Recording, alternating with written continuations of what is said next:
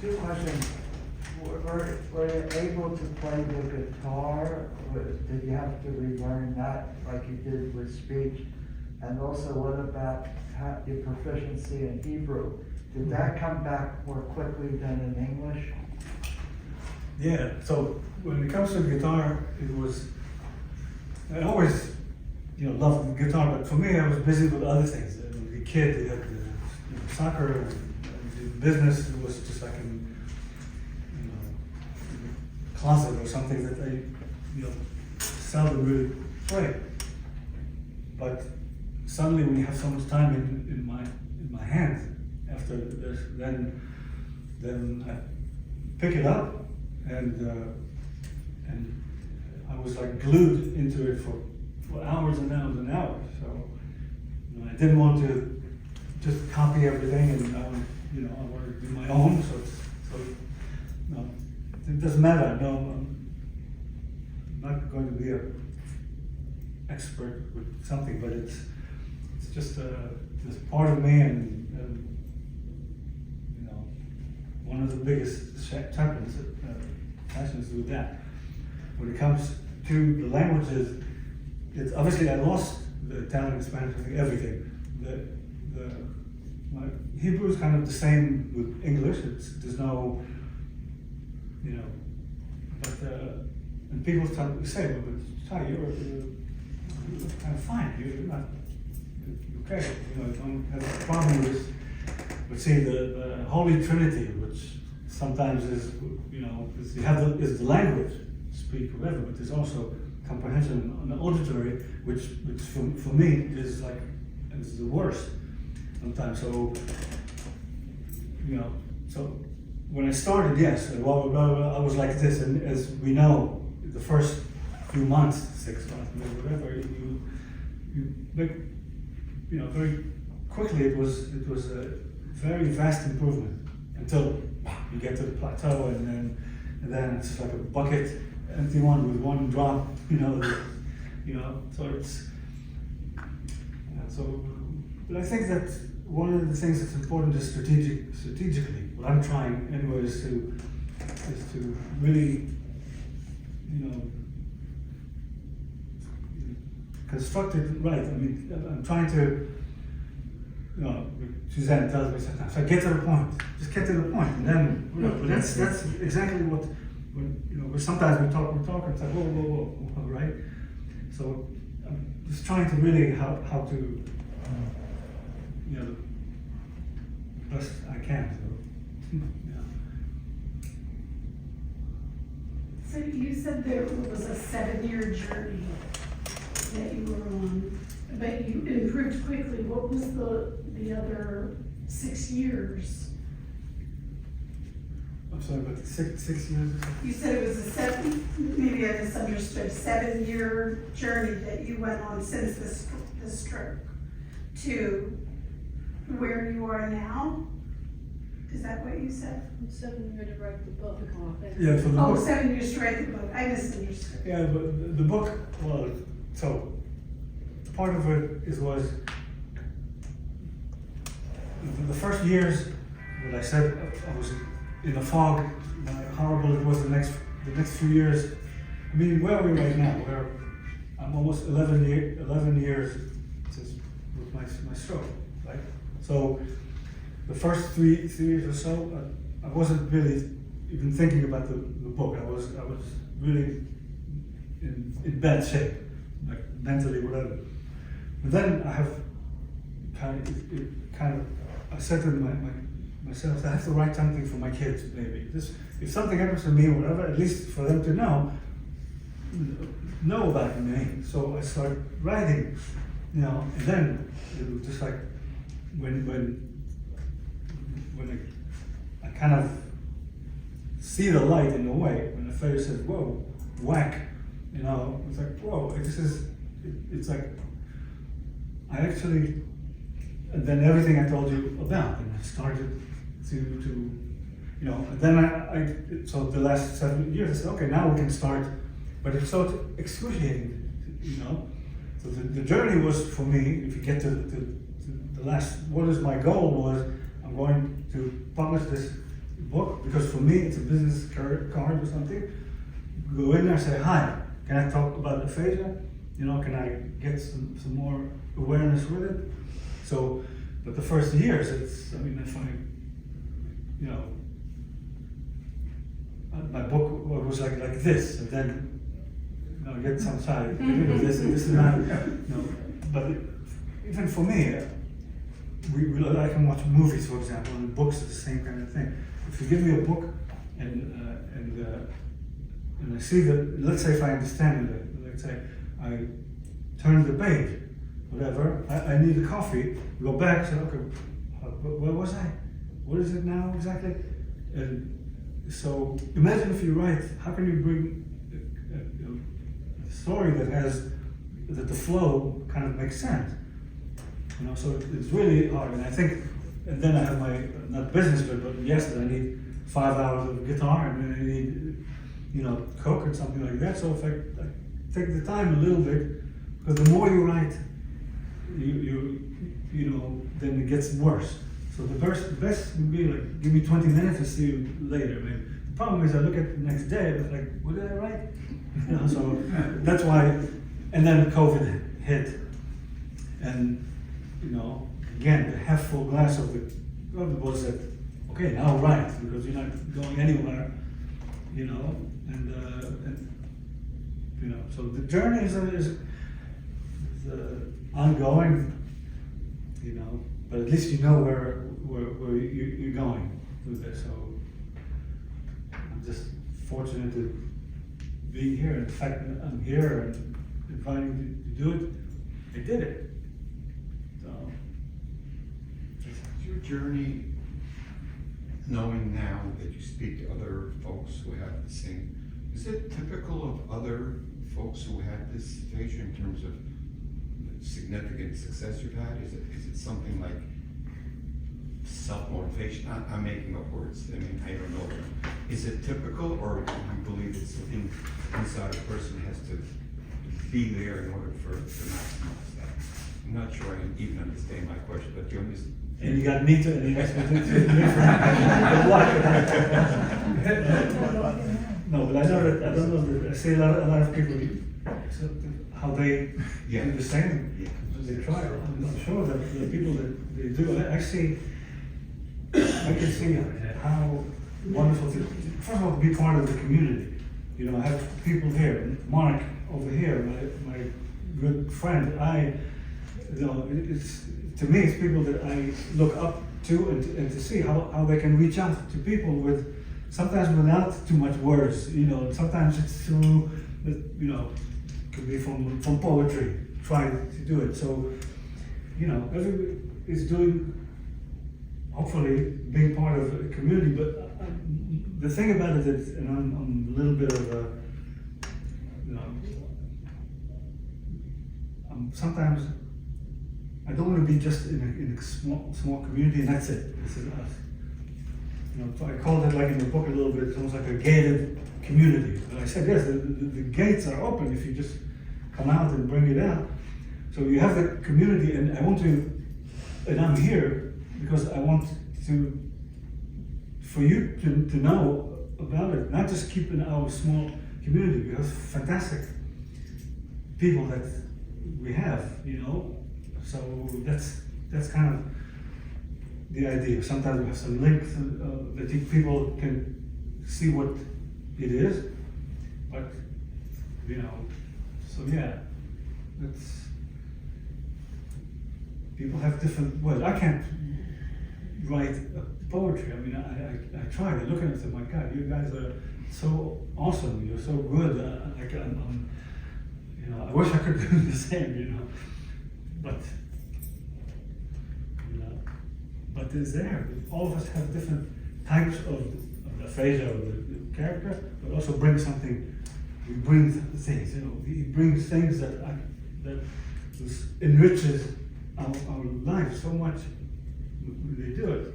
We do it. I try to do my part. What do you mean by aphasia? Does that mean, is that being mindfulness, or what do you mean by aphasia? What is that? What it is? What does that mean to you? Like, again. what it means. Yeah. Well, different, so aphasia is a few things. If I look at the mirror, you know, this is part of it. Doesn't matter, you can make it God in this, you can make it whatever. You know, I'm, you know, we have a slice of divinity for all of us, no matter what is what your gods are or not. So why not? So if I'm, you know, I have my aphasia, but at least I want to have some fun with it. You know, instead of going like, oh, I know what it is, and this is in a medical book, you know, and never give up, and no, and it's hope or something like this. Okay, hope is one thing, but I'm not waiting for hope. Right. You know, so I'm going to bring aphasia the best I can. I'm going to tell you about aphasia. Why did I do this book? Like I said, I want to do something out of the box, whatever. At least for you to say, oh, really? What? Okay, done. Because at least I did a V on me.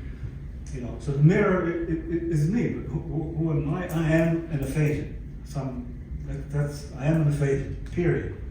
So, you know, so I just try to. It's like neuroplasticity. You know, plasticity is that you can mold your brain, right? If you really try. It works, but it is neuroplasticity. So there's nothing that's permanent. It is. You know, aphasia is permanent. One thing's for sure is that it's stuck with me. But how am I going to get improvement, not just on the speech, but even mentally, fully? I want to be better. So I talk to myself. You know, I have in my book, I have a cat called Charlie, Mr. Charlie. It's a pet. You know why? Because I'm talking to myself. I'm talking to animals. I can talk to my guitar. So church for me is just a way to express myself the best I can, and I don't just look at it as that's the horrible thing, aphasia. You know, I did a 180 in my life. I like me better. No, I'm not saying that, you know, I wish it's a good thing that I have aphasia. Come on, bring some more aphasia. You know, but if I do, then I'm not gonna just, you know, deal with it. So, you know what I mean? So there's aphasia and what it is, and we can research it. It's really fascinating. I do the research studies, you know, with obviously for them in different kind of sometimes, you know, silly stuff and sometimes really, really challenging stuff. You know, you practice. It's like kind of interesting, but it's like it's not scientific, you know. So I think it's just, I don't know if I make any sense. But, yes. I think the book is great. I think that these other questions are inappropriate, asking you what you felt or what you didn't, or you expressed what you felt in the book. That's enough. Read the book. That was not a question. It's a rhetorical question. But look at it again. Get Look used at- to it, man. Look, we are in like I said, so many people don't know about it. Look at it in the John Fetterman. He didn't on purpose. He doesn't want to say the word aphasia because it's like aphasia. Like, I don't want to. Why would you say it? You know, for Gifford, for right? Gifford. Yeah, it took her years for her. She didn't say the word aphasia. You know. So how can you bring more awareness? I was praying. This is what I'm trying to do with it. Bring Starbucks and put it on the sign. There's something. You have aphasia. It's okay. You have a coffee on you. What the hell is aphasia? Thank you. But you know, it's just a bad. The word, you know, to me, it's beautiful. Aphasia, Greek. It's nice. But people, it's like it sounds like a venereal disease or something. Oh, you have aphasia? You know, but I'm just trying to put it in a different way. So what is it really? I don't know what it is. Okay, like maybe I can see. So it's still kind of stroke. It's kind of I see that, you know, what happened to those people I mentioned, for example. So I'm just trying to get that word, you call it whatever it is, it doesn't matter. I'm just happy that you have the name, and then we can always look it up, you know?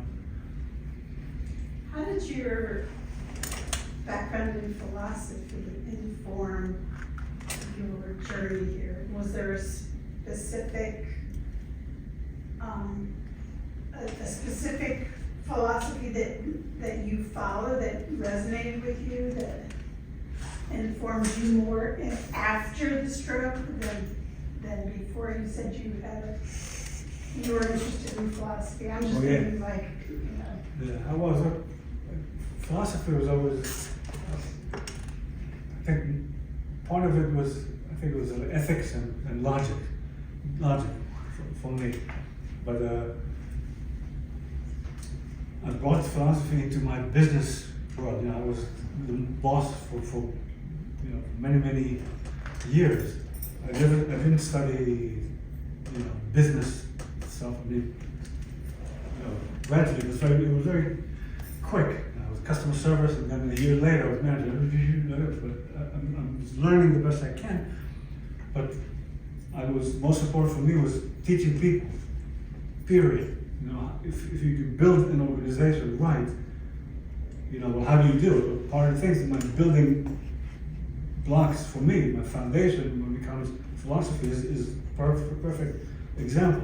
It's not debating who I'm going to choose, whatever, but I have a very good foundation when, if there's reason and ethics and whatever, I bring it into it. And I tried to with this always, but I didn't get too much in the chapter. There's a few of them that I take out about it. Don't bother. There is a different book or something. but it's a big kind of thing for me. I couldn't do it now. It's too much to digest. But sorry. What are your thoughts about your future goals? It seems like you've About future always goals. been goal driven, and that's what's sort of helped you. Well, I mean, I don't have a goal. I like it in small Right. victories, not big ones, But I just want, I have my Suzanne, and I have my kids and hers. And I'm ready, but I'm always trying to be the best I can, in every way, from health wise to whatever. I try to do the best I can and to, be part of the community and trying to come out. So Your advocacy too is kind of The advocate. being the advocate now, Yeah. because you could explain, he's constantly Right. making appointments with clinicians all over the country, sometimes all over the world, that are doing studies. Right. And he makes himself available Right. to that. So I have to check with his schedule more than mine, that's how busy it could, right? So well, it's Marcus- wonderful, it's just wonderful. Marcus, through him, I guess, a study that could, because I'm not very good with technology. I mean, some people, I'm a dinosaur, and things like that. It was, so I'm not like someone like 52. I know about everything, but I know who I can trust and I can look at. So I see. But one of them is, for example, there's a National Aphasia Association, NAA, which is also over there. Is you can always links, and I can see, they have new studies and and actually they want I'm part of the whatever they call it is it's called the Ambassador Task Force or something. It's really just starting. It didn't even start, but they come out, and one of the biggest thing I'm trying to say is get out, not just for us, but but really go out and you have templates, you have everything come out.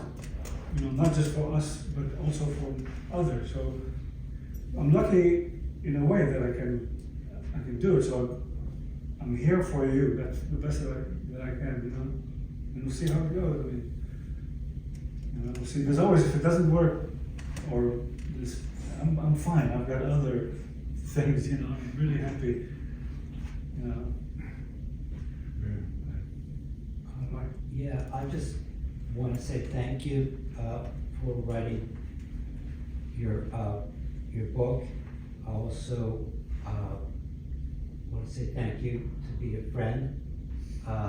You know, I really appreciate all the things that you're doing to advocate on aphasia. And just every time that you're here, and today, it's an accomplishment today.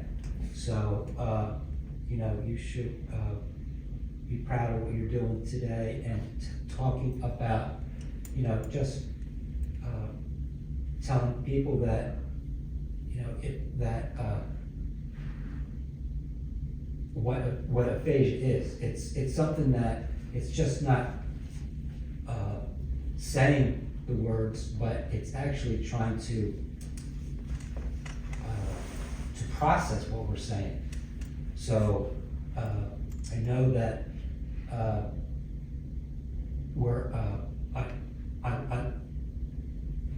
your art that you do, I love what you're doing, and everybody, there's so many people that are reaching out to other people and showing what they can still do. Like you could be disabled, but you're still, you know, you want to help other people. You're helping other people by what you're doing today. And you said if you're saying like aphasia, people could have a stroke, or they could have an accident or disease or something else that it takes your language away. So you can't express what you want to say. And so writing, Shai had to start reading and writing again, and I know it's still processing. When you get tired, what people are saying, things just goes right by your, you know what people, it's very hard. Like just saying something is hard. It makes you tired. So, but to have people like Shai to do this, and I really want to say thank you. Thank you very much.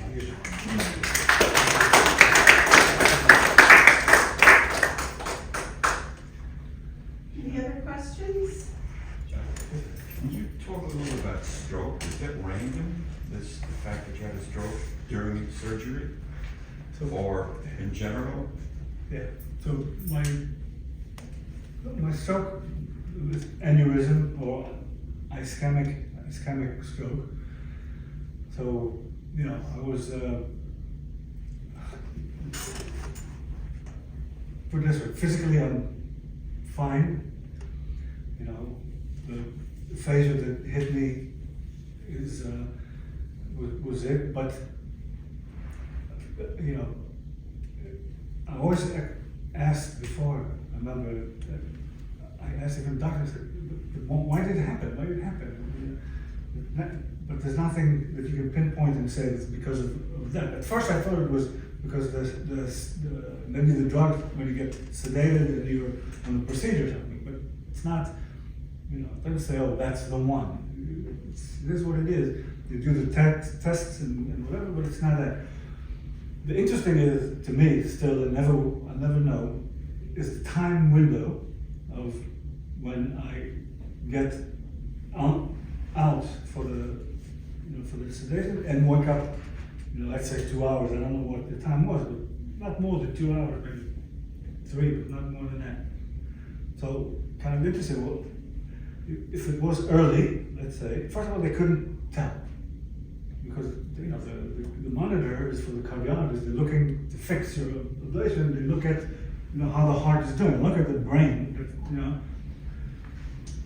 But I guess when I woke up and something, maybe if it was maybe they caught it enough. It's not that they caught it, but timing caught it. That if it was, so I don't know where it is. I have a good uncle. He's 2 years older than me. About 3 years after my stroke, he was in Israel for visiting family. He lives in Miami, and he flew back to Miami about 11, 12 hours in Israel. When he was sleeping all the time, and with his brother or something, and he realized that he had a stroke, but he was so out of. He has a, not even just the global aphasia, but he can't. He said, well, he's out. The man is just completely. Not to mention he's the person that he couldn't care less. I don't care about anything, and unfortunately, he was out. Why? If they caught it early at some point, if he knew it, that's one thing. But it's critical when it comes to stroke like that. When it happens. And where is in the brain, right? And Yes. location as well. Yes, yes. And exactly. So, aphasia, if you have any kind of, like I said, it's like head trauma, that's one thing. That you lose.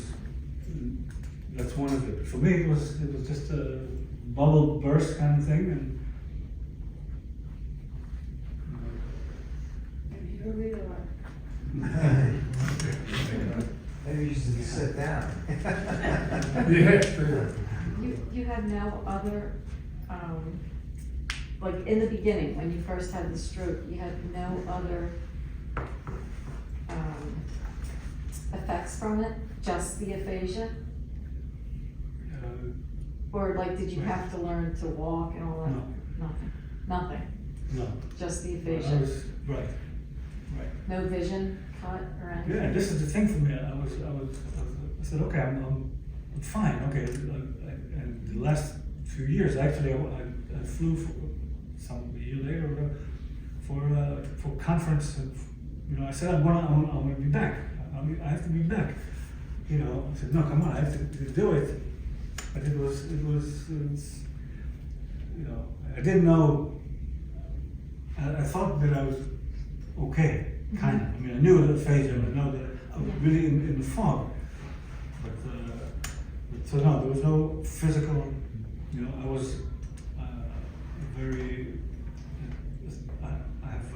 I'm a very high risk person even before. Okay. So which could be part of it. You have plaque or something like this. It could probably, could be one of the, blood thinners, for example. I had it before. So that's, perhaps when you're high risk, guess what? It happened. So Can I ask a it's all follow-up? So when it first happened and you had the aphasia, I know you said you were saying things that Yeah. weren't making sense, yeah.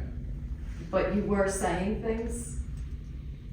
Or- Part of it I don't know because Yeah. I was a little bit. I do know that we, because I still have a scrapbook that my ex-wife gave me.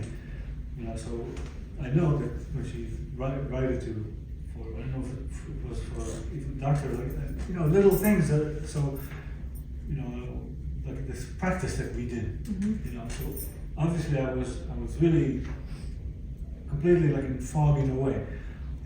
So what I said about the children's book, I know that jump over the moon or something, so I guess it was a few years later. All I know, I remember the first thing that hit to me was was like, well, because I just, You thought you were saying things? yeah. And you really weren't. I know, see, I'm like this, everything, just went under the tunnel with stuff I was, but, you know, for that week, I remember that they told me, I think it's in the book, about the doctor said, oh, you have aphasia, okay. You know,